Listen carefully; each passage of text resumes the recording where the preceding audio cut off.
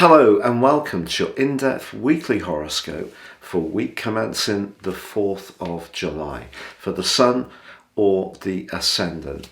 I'm going to give you a broad overview of what to expect. Please stay with me. I will then give you the main pointers for each of the zodiac signs from Aries through to Pisces.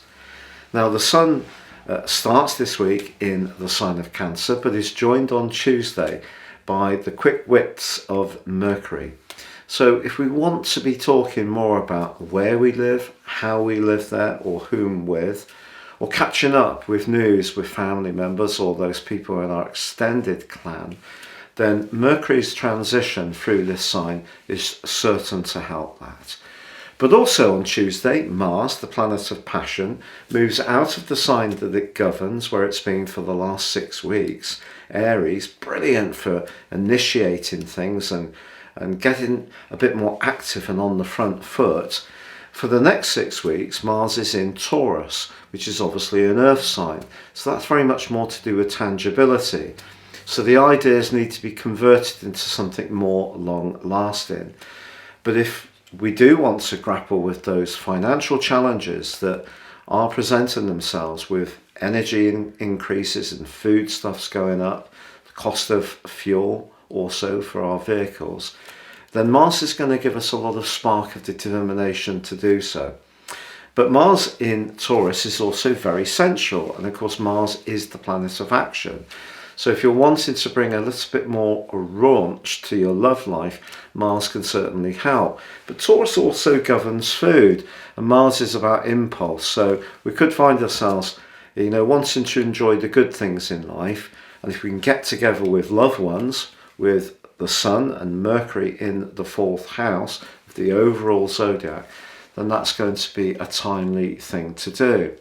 But in the second half of this week, the Sun's going to be forging an electric angle to Uranus, the planet of innovation, also in the sign of Taurus. And perhaps there could be some ideas sparking around how we live, especially about creating more space or being more flexible, which Uranus would really help us to engage with. It could also be the case that with Uranus in this sign, that some kind of sudden change or opportunity could present itself around that home-based agenda. Also in the second half of this week, Mercury, the planet that's just moved into the sign of Cancer, is in a right angle to Jupiter. So I think it's important with that particular aspect not to promise more than we can realistically deliver, but it's actually quite an upbeat and positive angle nonetheless.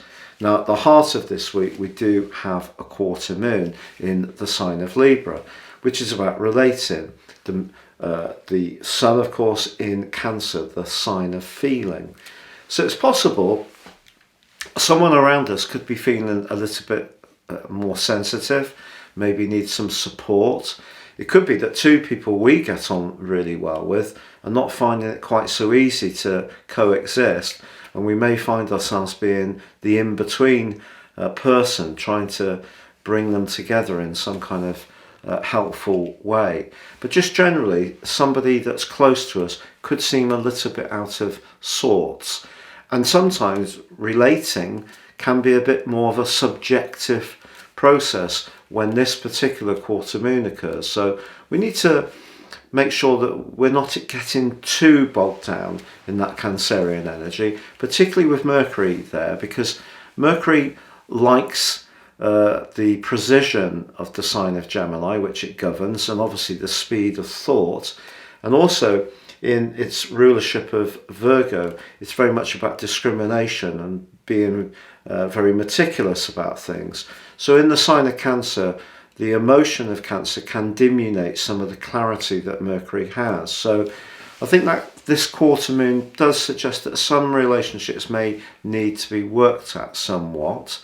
But in general, Mars moving into the second house can give us a real desire to enjoy good food, good wine, good company. It could be with those that we really care for, and getting together in some kind of home-based gathering could be on the agenda for many people this week. Now, I've crashed through the 100,000k mark in terms of subs on YouTube. If you have already subbed, I'm so grateful.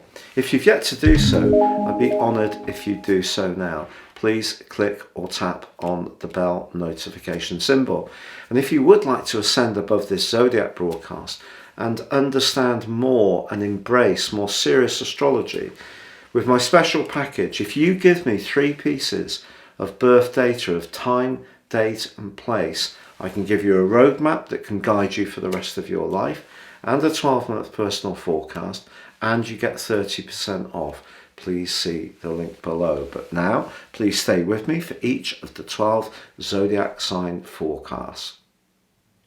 So Capricorn, your week commencing the 4th of July forecast is brightened by the transition of Mercury into your 7th house. Mercury's been making its way through the 6th, which can be a bit brittle and tense. You still have Venus there, which is encouraging you to try to find points of agreement and collaboration, even where people might approach their work or even the domestic situation in a different way to you. But Mercury in the 6th has been a bit tense. So moving into your 7th house, even if someone's got a different world view to you, you can be a bit more detached about it. You can discuss it in a more liberating way. Doesn't mean to say you have to agree with them, of course. And of course, Mercury plays catch up with the Sun. So a lot to do with relationships in your situation at the moment. But this week is also boosted Tuesday by Mars, the planet of drive and passion, which is exalted in your sign, moves into Taurus. In Taurus, it's getting in touch with that earthy energy that's all part of you. But the 5th house is very much to do with self-expression. Your sense of attraction and attractiveness can really build up over the next 6 weeks.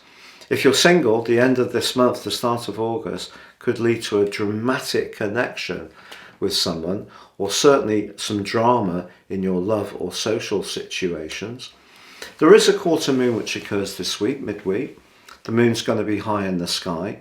Could be a bit more difficult to disguise how you feel, particularly around a relationship, should you need to. Well, only if you're a Capricorn that runs a little bit on the shy side, or maybe you're more discreet. You don't necessarily want everyone to know your business, but there could be a little bit of a tussle for who has the ascendancy in a relationship that's ongoing. But it is true to say that Jupiter in your 4th house, very much about home, emotion, family, and the planet of growth. Very enterprising for you, so there may be some changes going on at home, but that's linking well with Mercury this week. It's a square, but I think it's a square you can turn to your advantage. If you need to work with someone coming into your home to make some improvements, a positive attitude to what they can bring to your situation will more likely give you something back which really pleases you. So on the whole, a week when your relationship situation can get clearer, messages that have been jagged or a bit tense can become much more easy to understand, and perhaps easier to understand when people see things in a different way. But your physical vitality can improve, but your sense of attractiveness can also take a leap too.